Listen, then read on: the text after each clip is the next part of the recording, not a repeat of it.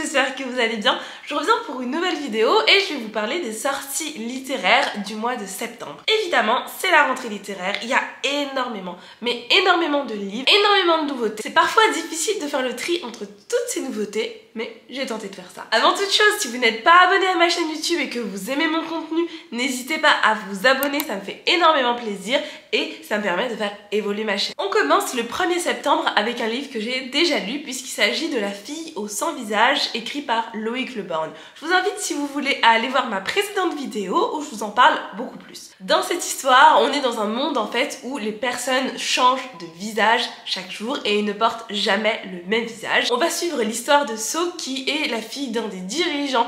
Force de changer de visage, elle en a un peu marre et puis un jour, elle va rencontrer Lou qui lui vit dans la jungle et lui ne change jamais de visage et n'a jamais eu cette machine pour changer de visage. Ensemble, ils vont se retrouver dans une folle aventure pour essayer de retrouver la mère de So. Il y avait pas mal d'action, pas mal de rebondissements, c'était un roman jeunesse assez sympa. Franchement, moi, j'ai bien aimé. Passe au 6 septembre avec Zorage, écrit par Manon Farget. J'aime beaucoup cette autrice, je l'ai rencontrée, je crois, 1 ou 2 fois et franchement, j'ai eu un plutôt beau feeling et j'aime beaucoup en général ce qu'elle fait puisque j'ai lu notamment En plein vol que vous voyez juste ici que j'avais vraiment bien apprécié, mais j'ai lu plein d'autres de ses romans et en général, j'aime beaucoup. J'aime beaucoup cette couverture de son nouveau roman jeunesse et franchement, ça m'a l'air d'être vraiment pas mal. On va s'intéresser aux fées. En fait, les fées commencent à disparaître petit à petit et ils ne comprennent pas pourquoi. On va suivre l'histoire de Zorage qui va se rendre compte petit à petit que elle aussi, ses mains commencent à disparaître. Elle est déterminée à trouver qu'est-ce qui se passe et pourquoi les fées commencent à disparaître et on va la suivre dans cette quête. Franchement, ça m'a l'air d'être super sympa. Moi, j'aime bien les fées. À part la fée Clochette, sinon, j'aime absolument toutes les fées. J'ai plutôt envie de lire ce roman, il m'a l'air d'être vachement chouette. Ensuite, le 6 septembre sort Chaos et Flamme, écrit par Tessa Gratton. C'est typiquement le genre de livre que j'ai envie de lire en version originale, c'est-à-dire en anglais. Je pense que c'est un niveau un peu trop élevé pour moi pour que je commence à lire directement ça, mais c'est concrètement ce genre de livre que j'aurais tellement envie de lire en anglais et que là c'est en français et donc je sais pas forcément si je vais l'acheter en français ou pas. Dans cette histoire, on la suit Darling qui n'a aucun souvenir du massacre de sa famille par la Maison Dragon et elle doit sa vie à la Maison Kraken qui l'a entre guillemets sauvé des bas-fonds. Et puis elle va apprendre que son père adoptif a été capturé et elle va tout faire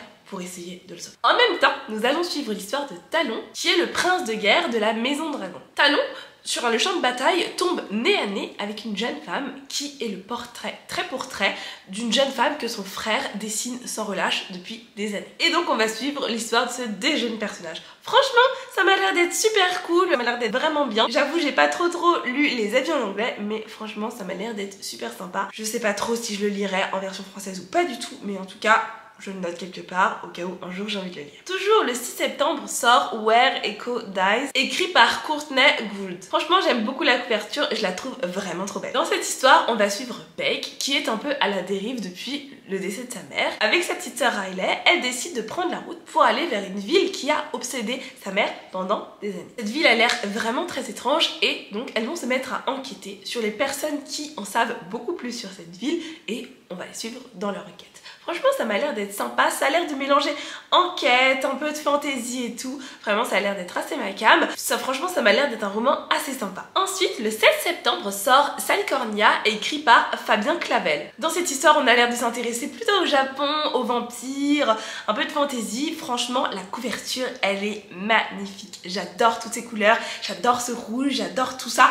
Franchement, c'est trop beau. La paix dans l'autre monde est menacée. Mais on sait pas par qui, mais en tout cas, elle est menacée. Le général Shoichiro, qui a remporté de sanglantes batailles, va tenter d'enquêter sur cette arme. Il va être accompagné d'autres personnages qu'on voit notamment sur la couverture, un vampire, un ange, bref, une petite troupe quoi, et ils vont essayer d'enquêter sur qu'est-ce qui se passe exactement dans l'autre. Franchement, ça m'a l'air d'être assez sympa. M'a l'air d'avoir peut-être des batailles, du sang, plein de créatures ensemble, ça m'a l'air d'être super chouette, donc écoutez, je me questionne, est-ce que ça a l'air d'être bien et tout. En tout cas, la couverture, elle est vraiment très belle et le résumé a l'air plutôt sympathique. Ensuite, le 7 septembre sort un roman que j'attends avec impatience puisqu'il s'agit de Nos rêves envolés, écrit par Deborah J. Maratsu. Je suis cette autrice sur les réseaux sociaux et j'ai vu passer sa nouvelle sortie et franchement, quand je l'ai vue, je me suis dit, ok, Laetitia, c'est sûr, tu vas te le procurer. On va suivre l'histoire de David et Serena qui ont comme passion la danse. Pourtant, il est impossible pour eux de la vivre au grand jour. Pour Serena, parce que son corps change et elle n'assume pas forcément ses formes. Et pour pour David parce que c'est la star du lycée, il fait du basket et aussi il a peur que les préjugés l'empêchent de vivre son rêve et de devenir danseur classique. Un concours va venir bouleverser tout ça et ils vont avoir l'opportunité d'aller chez un grand chorégraphe.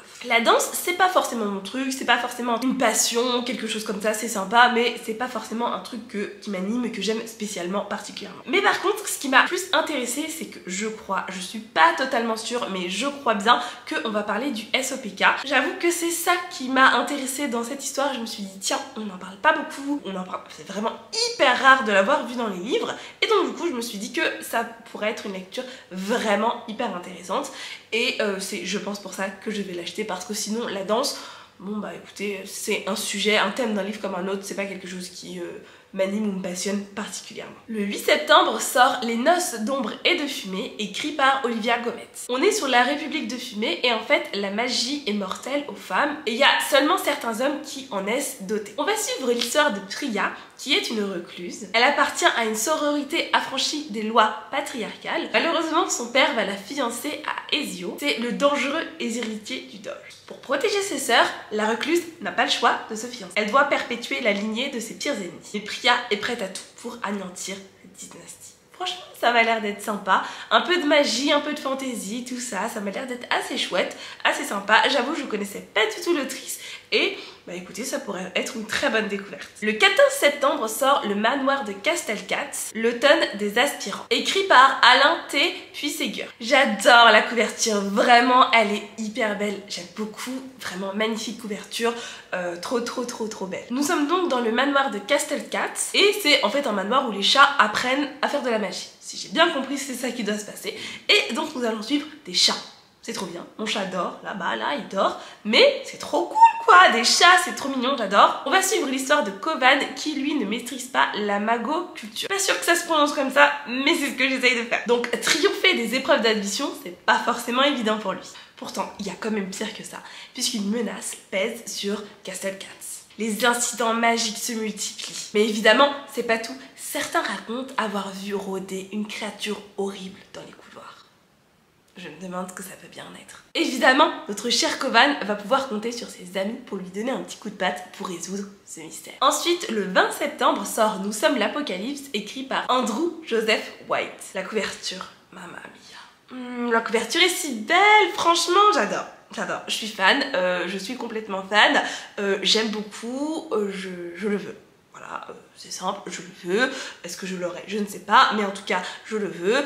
Je n'ai certes plus de place dans ma bibliothèque, mais allez, entre deux livres, ça doit bien rentrer. Aux États-Unis, un culte évangéliste, mais vraiment surpuissant, appelé les Anges, a détruit l'humanité grâce à un virus. On va suivre l'histoire de Benji, un adolescent trans qui a été élevé, mais surtout un peu maltraité dans cette secte. Il essaye, coûte que coûte, de s'enfuir de cette secte. Petit à petit, les expériences biologiques dont il a été le cobaye qu'ils ont fait sur lui le transforment en monstre tout droit sorti d'un cauchemar biblique. Il est doté d'une puissance démentielle et incontrôlable. Et il sait malheureusement qu'il met en danger ses nouveaux amis. Franchement, ça m'a l'air d'être cool. J'aime beaucoup. Déjà, j'ai l'impression que ça sort un peu de ce que je lis d'habitude. Ça m'a l'air d'être vachement sympa, j'aime beaucoup. Le résumé me plaît. Il m'a l'air d'y avoir que des choses positives à dire sur cette histoire. Franchement, il m'a l'air d'être vraiment trop cool. Le 21 septembre sort Seule la mort attend la vilaine, écrit par Suol et Gon Gweul. Je suis désolée, je suis vraiment désolée, je crois que je prononce pas très bien son nom. Mais là, mon nez ne peut pas faire plus que ça, quoi. Aujourd'hui, c'est compliqué. J'ai adoré le tome 1, j'ai adoré le tome 2, évidemment que je vais lire le tome 3. C'est issu d'un webtoon. Je sais pas si vous avez lu le webtoon, mais en tout cas, il est génial et j'ai qu'une hâte, c'est de lire la suite. Ensuite, le 21 septembre sort L'Enfant de Lacheb, écrit par Nathan Libert. Je vous montre la couverture ici, juste ici, et regardez cette dorure. Vraiment, les dorures sont magnifiques. À chaque fois que je les vois, je me dis waouh, les dorures sont incroyables. C'est le premier roman de l'auteur et donc du coup je me demande bien à quoi m'attendre à l'intérieur et j'espère que ce sera vraiment sympa. On va suivre l'histoire de Djibril qui est un enfant du désert. Nomade, il se déplace avec son clan grâce à des transporteurs et à des glisseurs de... au gré des rares et surtout courte pluie dans la chaîne. Cette prairie éphémère source d'alimentation est un véritable miracle. Un jour, la famille de Djibril est enlevée par les hommes qui peuplent la côte alors que lui est en exploration. Accompagné d'un robot défectueux et d'une rasoir, le garçon du haut de ses 9 ans se lance pour la traversée du désert afin de pouvoir les retrouver. Franchement, ça m'a l'air d'être trop bien. J'ai trop hâte de pouvoir le lire et c'est vraiment très beau. Vraiment, l'objet livre est très beau. Et donc, j'ai hâte d'en savoir plus et d'avoir plus d'informations sur cette histoire. Et enfin, le dernier livre qui m'intéresse sort le 27 septembre. Il s'agit de L'héritage de Judith Blackwood, écrit par Nathalie Sommers. On est au 19e siècle et on suit l'histoire de Judith Blackwood qui est orpheline et qui n'a absolument aucun argent. Elle est envoyée chez son grand-père qu'elle n'a jamais vu. Celui-ci a une passion dévorante, il s'agit des échecs. En arrivant dans cet endroit, Judith ne se doute pas une seule seconde qu'elle va y trouver une famille étrange, une atmosphère assez pesante et surtout des secrets inavouables. La jeune fille est alors plongée dans une partie mortelle dont elle ne ressortira pas indemne. Ah, ça m'a l'air d'être trop bien.